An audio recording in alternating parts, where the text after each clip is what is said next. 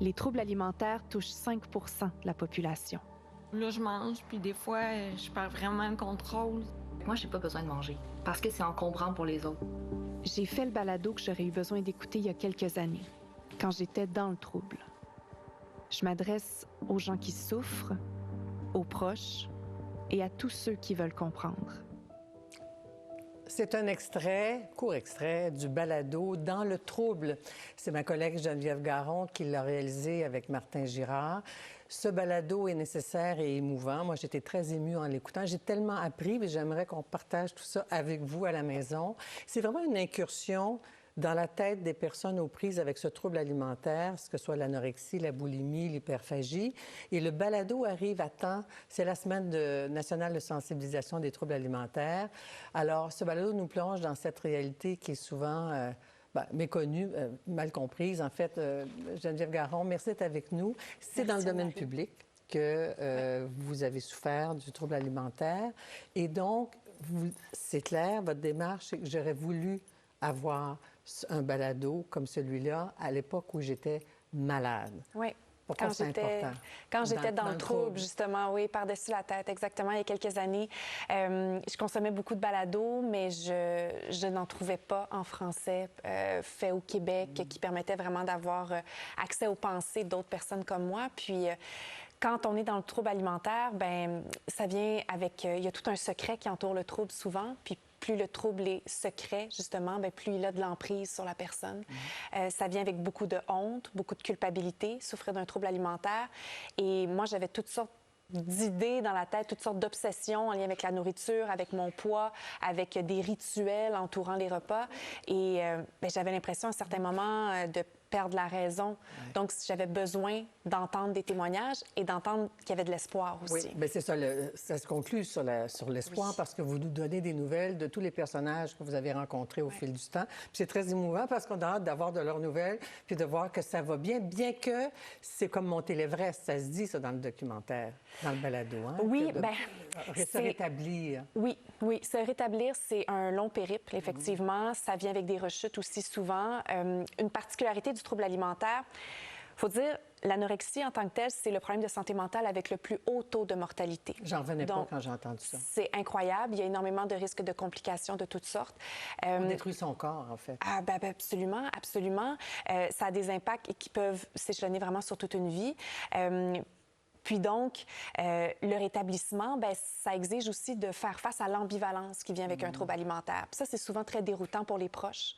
Mais le trouble alimentaire... On veut pas guérir. Ça dépend des jours, ça dépend des repas, ça dépend des heures. C'est la maladie qui a tellement une forte emprise qu'à un certain point, il nous fait croire que ça va être impossible de vivre sans le trouble alimentaire, qu'il n'y a pas de vie en dehors de ça. Puis à un certain point, le trouble devient son identité. Donc, il n'y a plus rien d'autre qui existe. C'est le centre de l'univers. On a fait le vide autour de soi. Il reste juste ça. Alors, ça devient très conflictuel, très déchirant de penser s'en défaire. Je pense que dans votre cas, c'est d'avoir brisé le silence qui vous a peut-être sauvé d'une certaine manière. Hein? Ça sert de garde-fou quand on brise le silence aussi, parce que là, le trouble ne peut plus juste agir en toute impunité. Mais vous appelez toutes les personnes atteintes, qui sont dans le déni peut-être, ou dans la solitude, à briser ce silence-là. Et c'est le commencement de ce long processus de rétablissement. En même temps, ce que j'ai appris aussi, vous avez appris beaucoup de choses, puis il faut que les gens l'apprennent, c'est à quel point cette maladie-là, elle est violente. Vous arrivez très bien à travers tous les témoignages à dire comment... la maladie prend le contrôle de votre cerveau. Ça vous joue dans... La maladie vous donne des ordres. La maladie vous dit non, tu fais pas ça. Oui, tu fais ça. Tu ne lâches pas. C'est incroyable. C'est comme si vous êtes habité par un fantôme. Mais c'est comme des fois, tu sais, on a une voix intérieure qui nous parle des fois, puis qui nous dit « Ah, t'as pas fait... C'était un moins bon coup. » Puis on a une voix intérieure, tout le monde, puis des fois, elle nous dit des belles choses, des fois, elle nous critique. Mais là, dans le cas du trouble alimentaire, cette voix-là, elle est extrêmement forte et c'est vraiment une voix dictatrice.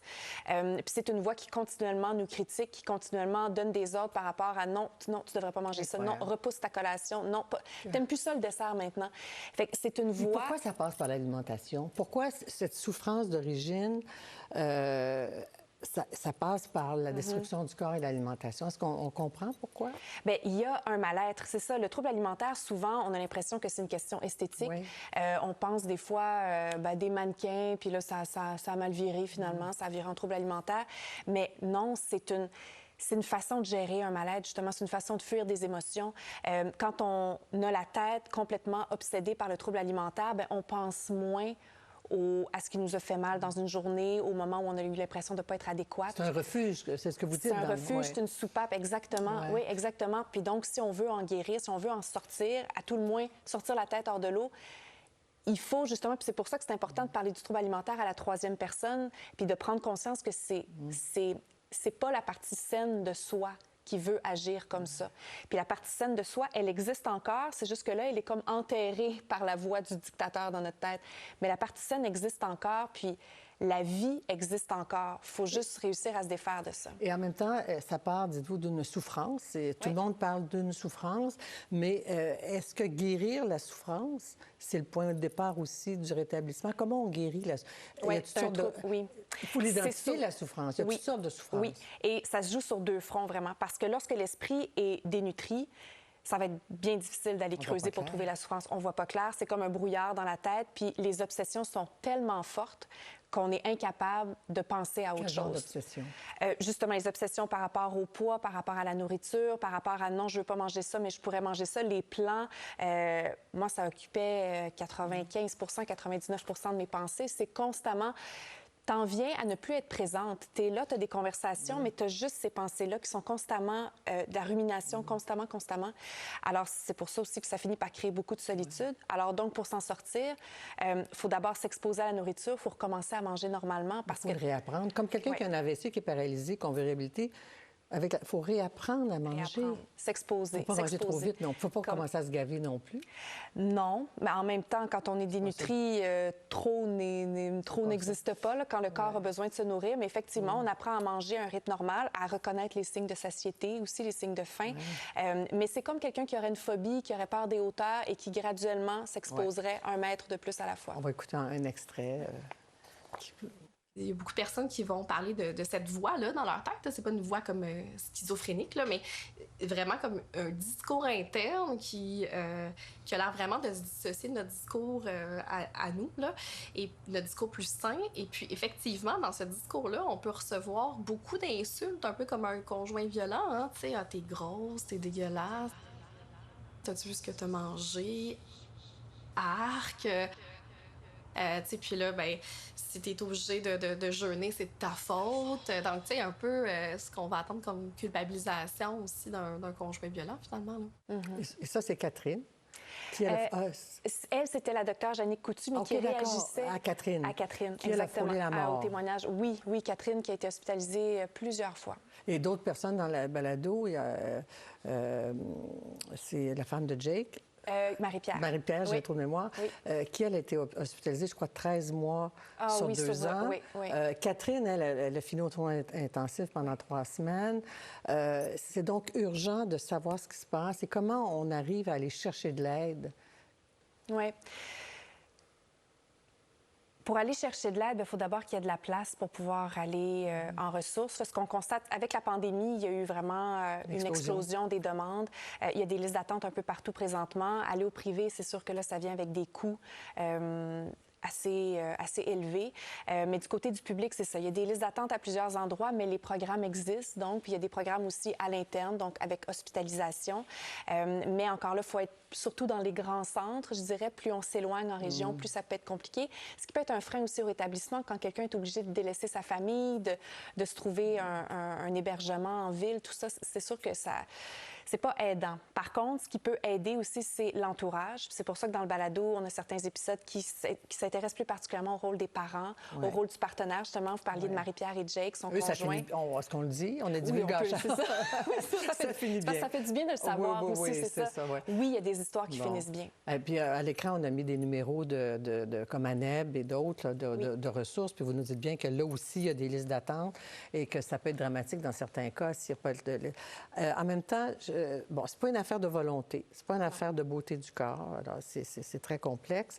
Mais est-ce que vous avez senti que pour vous, vous preniez un risque en vous engageant dans votre passé, d'une certaine manière, en côtoyant des personnes qui cherchent à s'en sortir? Oui, parce que c'est vrai que ça peut être confrontant parfois quand on a un trouble alimentaire, parce qu'il y a un esprit de compétition aussi avec le trouble alimentaire, ça vous l'avez entendu, puis c'est assez particulier. Ça peut être confrontant d'entendre des histoires de gens très malades, de voir des gens là-dedans, mais pour ma part, heureusement, je suis rendue assez loin dans mon rétablissement que je suis assez solide dans mon rétablissement que non, j'ai pas de nostalgie lorsque je vois des gens qui sont dans la maladie. Puis là, les gens vont peut-être se dire nostalgie, qui pourrait être nostalgique d'une maladie, mais oui, ça existe vraiment avec le trouble alimentaire. Parce que c'est un refuge, vous le disiez, on se fait contrôler par quelqu'un pour effacer ce qui nous fait mal. Oui, c'est ça, exactement. Oui, il y a un côté réconfortant avec le trouble alimentaire, parce qu'en même temps, quand on est dans le trouble alimentaire, on pense moins aux autres choses, alors que lorsqu'on n'y est plus, bien là, il faut affronter ce qui nous fait mal. Depuis samedi, le balado est sur le audio. Vous êtes allé, tout le monde en parle hier. Avez-vous déjà beaucoup de réactions? Puis sentez-vous, au fond, que le balado peut changer des vies et même sauver des vies?